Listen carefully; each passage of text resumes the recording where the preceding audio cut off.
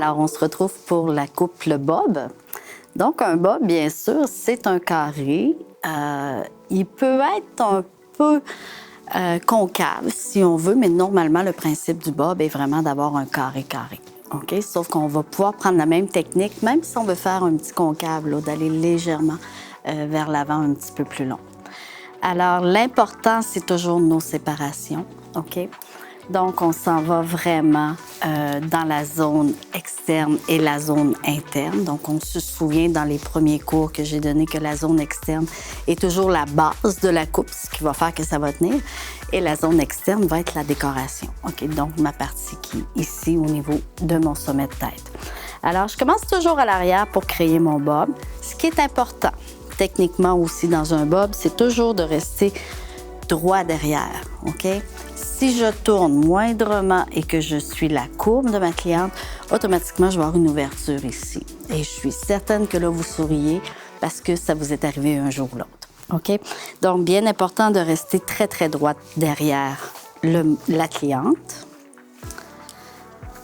Toujours de faire une bonne consultation aussi, bien sûr, avant. Donc, le bloc arrière, je vais y aller avec environ, on va se dire, 1 pouce d'épaisseur au niveau de la largeur pour prendre ma mèche guide. OK. Donc, je vais venir attacher cette partie-ci. Je reste vraiment derrière mon travail. Et je viens déterminer la longueur que je veux avoir, OK? Je vais toujours un petit peu plus long. Donc, je vais toujours laisser un petit peu plus long que ce que je veux vraiment pour pouvoir avoir la chance de venir remodifier cette partie-là, d'accord? Donc, la longueur que je veux avoir est vraiment au niveau de mon pouce ici. Et je vais faire la même technique du dégradé inversé en soulevant vers le haut la mèche de cheveux. Et je viens couper.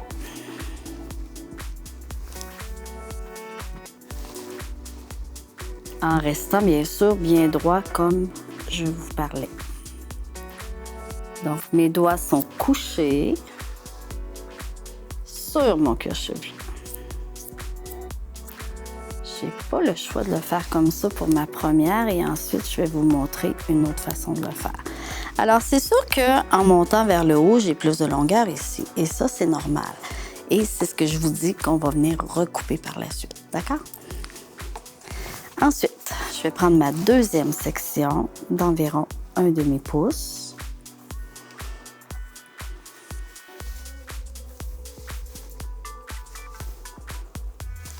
À 1 pouce. Et je refais le même principe. Donc, je remonte. Là, je vais aller m'installer. Attendez un petit peu. Je vais remettre la tête de mon mannequin droit et je vais tourner légèrement comme ça. Est-ce que tout va bien comme ça? On voit bien comme ça. Parfait. Donc, je vais reprendre ma section ici. Et je vais monter. OK? Ma section, elle est là. Mon guide est à mes doigts. OK? Je monte plus haut pour l'avoir tout simplement plus haute. Donc, pour faire le dégradé inversé, chaque section a besoin d'être plus longue que le guide précédent. Qu'est-ce que ça va nous permettre de faire? Ça va nous permettre de créer quelque chose qui va bouger, quelque chose qui va être allégé. OK?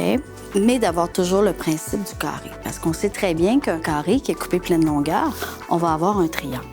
Tandis que là, avec mon dégradé inversé, je vais avoir un carré qui va beaucoup plus bouger, qui va pouvoir avoir de la texture, on va pouvoir le friser, on va pouvoir l'ébouriffler, on va pouvoir faire vraiment tout ce qu'on veut faire avec. Même l'attacher.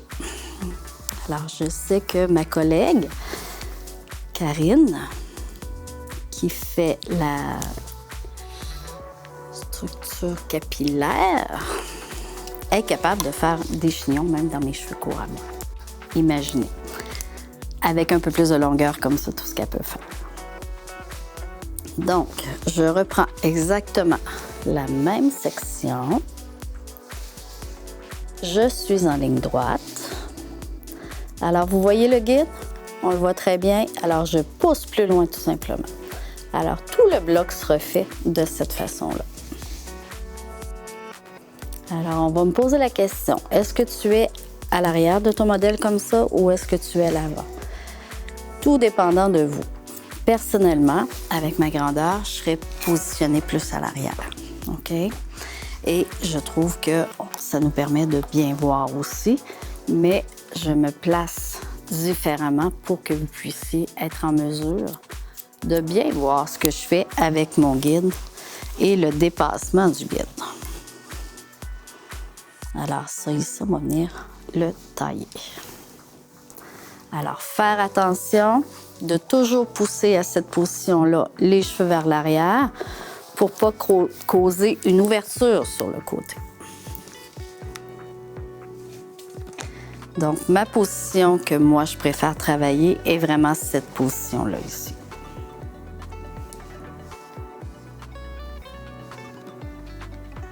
Alors, j'ai mon guide, je le vois bien et je pousse plus haut, tout simplement.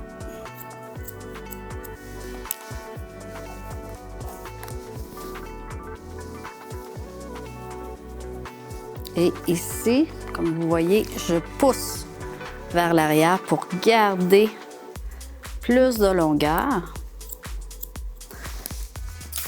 par rapport à l'ouverture qu'on a ici.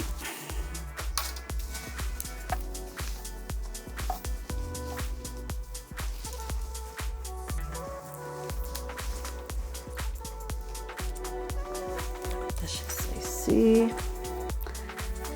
Alors, je fais mon avant-dernière mèche.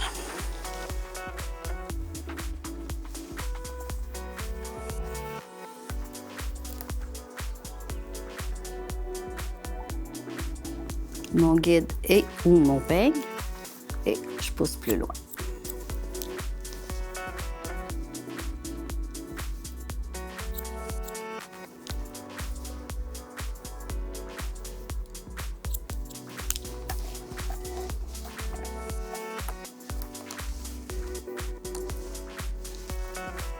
Et ma dernière mèche, toujours de la même façon.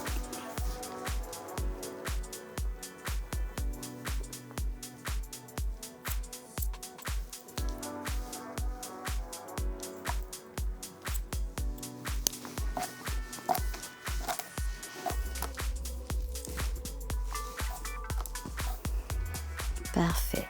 Une fois que tout est fait comme ça, sans élévation aucune, je remets un petit peu la tête du mannequin plus droit et sans aucune élévation, juste m'aider avec le peigne à peine.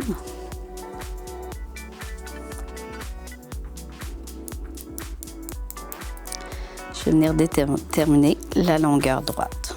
OK? Pourquoi je dis sans élévation? Parce que aussitôt qu'on va mettre l'épaisseur des doigts, on va venir créer une légère graduation et on n'en veut pas pour le carré, bien sûr. Et on en a déjà fait une avec notre dégradé inversé. Donc, on vient tout simplement couper de cette façon-là.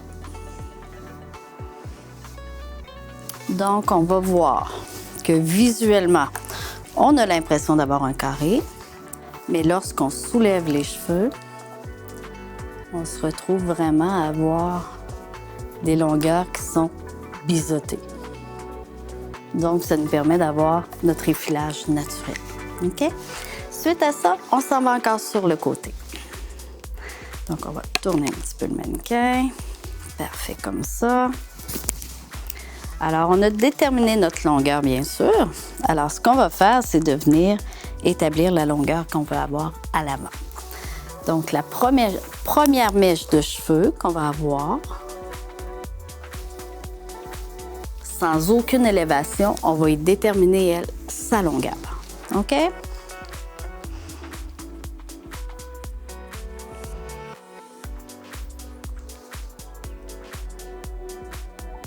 Donc, on détermine la longueur sans aucune élévation. À quel endroit mon corps doit être normalement lorsque je travaille ça? C'est devant elle. Donc, je me place derrière juste pour vous.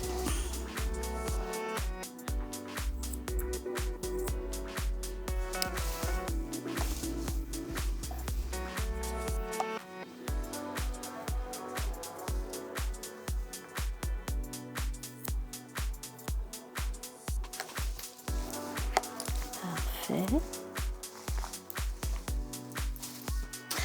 Alors, on vient descendre la deuxième mèche et on continue vraiment de la même façon. Donc, tout le bloc au départ va être coupé selon la ligne d'implantation et la longueur qu'on veut donner. Alors, parfois, on va me poser la question, pourquoi qu'on prend des fines séparations comme ça? C'est vraiment juste de permettre d'avoir, bien sûr, wow! Excusez-moi, je remets le mannequin en forme. Parfait. Alors, c'est juste que ça me permet d'avoir vraiment de la précision.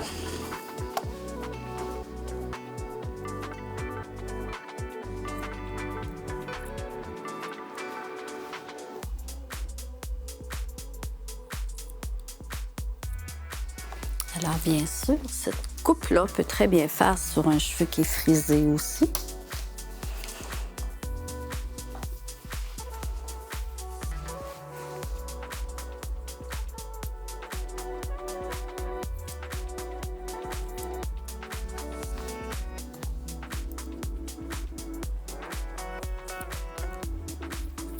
Donc, notre longueur va être préétablie. Et là, on va venir créer une déconnexion qui va être cachée par les longueurs qui sont ici. OK? Donc, on parle de déconnexion cachée. Alors, sur la même coupe, on va avoir un dégradé inversé et une déconnexion qui est cachée. Donc, pourquoi qu'on détermine la longueur? C'est pour avoir toute l'épaisseur qui est nécessaire pour faire notre carré. Et là, on va aller enlever cette masse-là qui est toujours créée par trop de cheveux au niveau où la zone où ça commence à tourner. OK? On est toujours mieux de travailler avec un plan de travail et travailler avec la forme de tête. C'est ce qui nous donne vraiment une unicité des looks. Donc, les looks se retrouvent à être uniques et vraiment différents à chaque personne. OK. Mon guide est ici à l'arrière. Donc, j'utilise ce guide-là. Je vais me placer, je crois, différemment pour vous. Comme ça. Est-ce que ça va bien comme ça? Merveilleux. Donc, mon guide est ici, à l'arrière. OK? Et là, je vais m'en aller en ligne droite pour aller le rejoindre. Et toute ma partie va être coupée sur ce guide-là. Donc, tout le bloc va être revenu sur ce guide-là.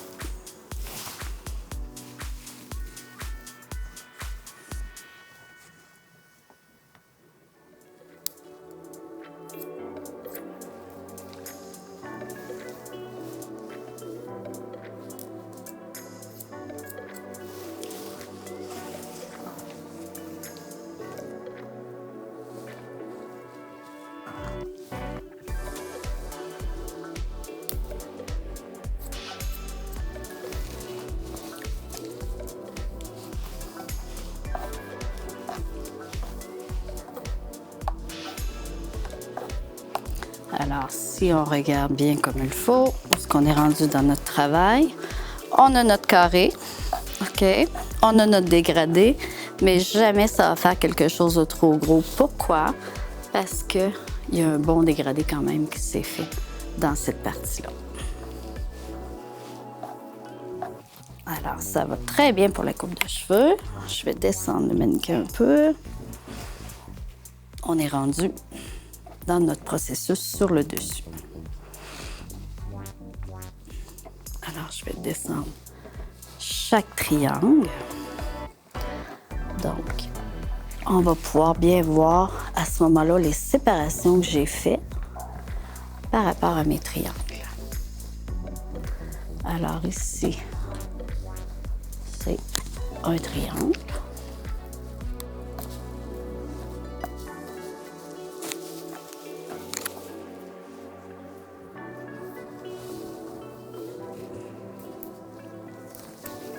Notre deuxième triangle et le troisième. Je vais soulever pour bien voir et vous permettre de bien voir les triangles. Ça va comme ça. Parfait. Alors, on va faire un dégradé inversé à partir du triangle arrière qui va être déconnecté complètement du reste, qui va être déconnecté aussi de chaque triangle. Donc, tous nos triangles vont être complètement déconnectés. Alors, on commence avec l'arrière.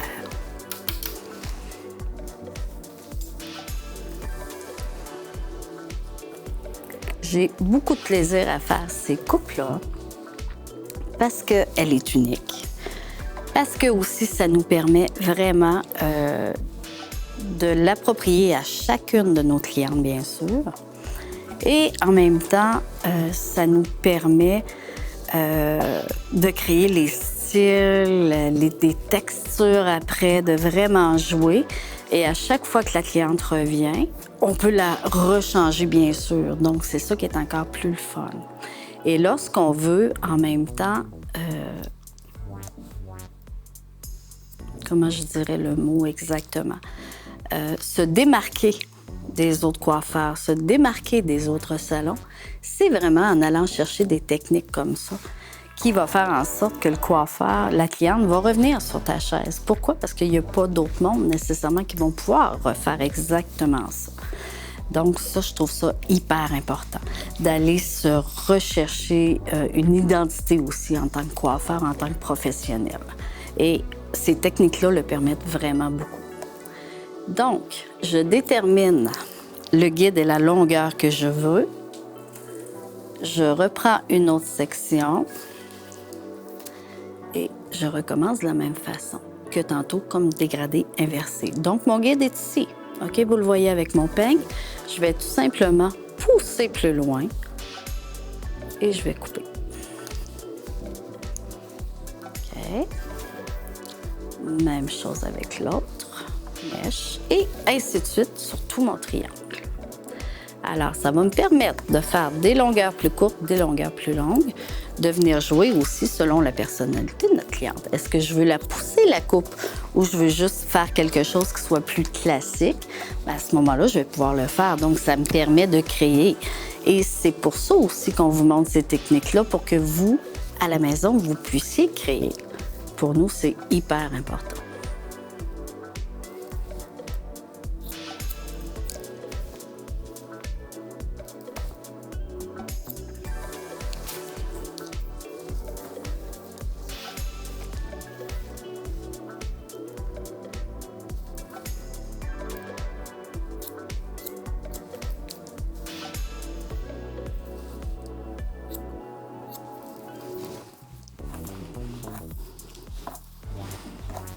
Et voilà mon premier de fait. Et je continue comme ça.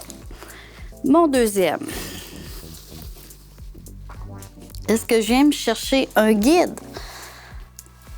Ça peut. Comme ça peut ne pas.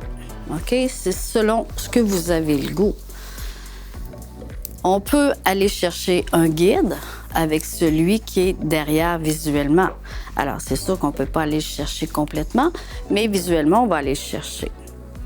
Donc, on vient prendre ma première section. Lui va devenir mon guide pour tout le deuxième triangle. Mais visuellement, je vais venir chercher ma longueur arrière. Voilà. Et je coupe droit.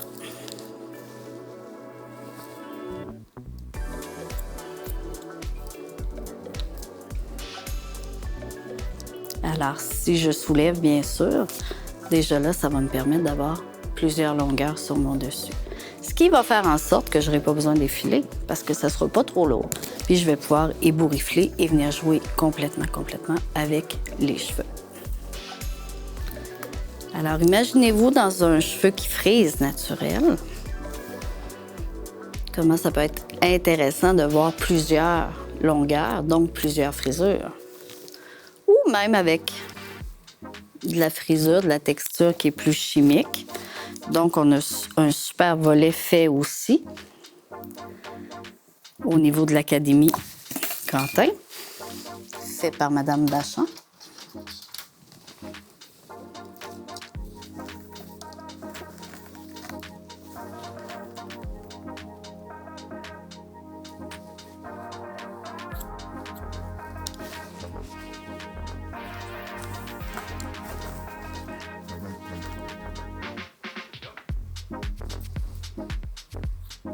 Voilà pour celui-ci. Et il me reste mon dernier.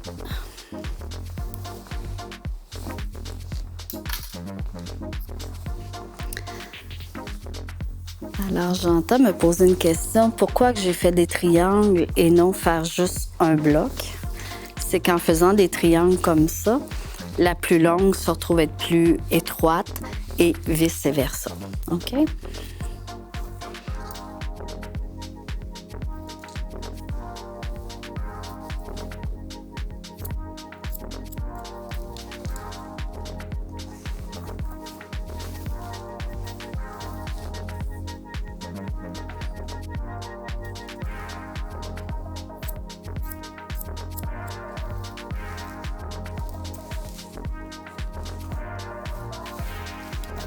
Alors, on pousse toujours plus long et plus long et plus long.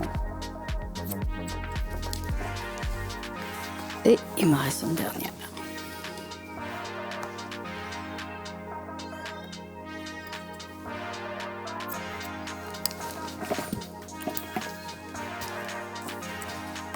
Et voilà.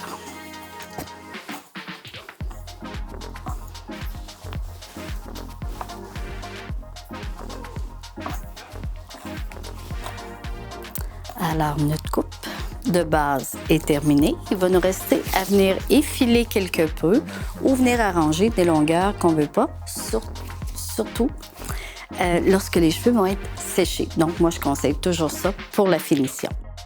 Alors voilà, la marotte est coupée des deux côtés et séchée. Alors, comme je vous disais, la création est importante par rapport à notre cliente et puis vraiment d'avoir un style qui est unique. Donc, j'ai décidé de travailler un côté qui est plus droit et l'autre côté qui est un petit peu plus asymétrique en s'en allant vers une pointe un peu plus longue, mais légèrement.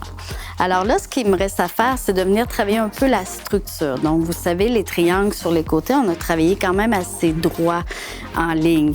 Donc, ce qu'on va venir faire, c'est de venir la défaire, cette partie-là. Alors, souvent, ce que je vais faire, c'est que je vais soulever les mèches de cheveux. Alors, on voit qu'on a différentes longueurs. Puis ça, je ne veux pas briser ça, ces longueurs-là. Je ne veux pas toutes les mettre égales. Mais je veux venir juste effiler quelques petites pointes. Donc, je tasse les plus longues et je viens tout simplement effiler de cette façon-là pour aller chercher une légèreté de plus pour pouvoir vraiment envoyer les cheveux comme on veut d'un côté comme de l'autre.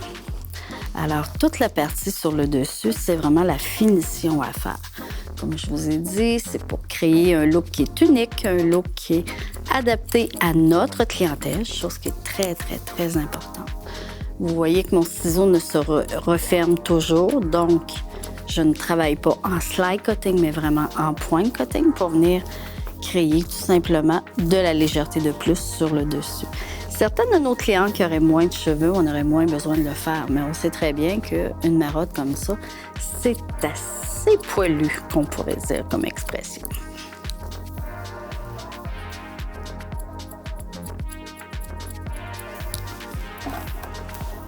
Alors voilà pour ça. On va venir mettre un peu de fixatif, quelque chose de quand même très léger. Alors, je vais travailler avec le fixatif non gaz de Bess.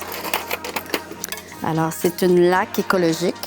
Ça, j'aime bien ça parce qu'elle n'a pas elle n'a pas mais elle fait juste comme... comment je dirais ça? En aérosol, c'est le mot que je cherchais. Alors, on y va très léger. N'ayez pas peur. Sur la bouteille, c'est marqué tenue forte, mais elle est quand même pas trop forte, là. Ça reste quand même une belle texture.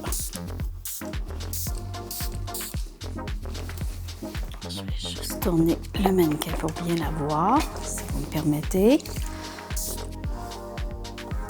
Alors, on voit que la texture qu'elle a sur son dessus nous permet justement de l'ébouriffler à notre goût.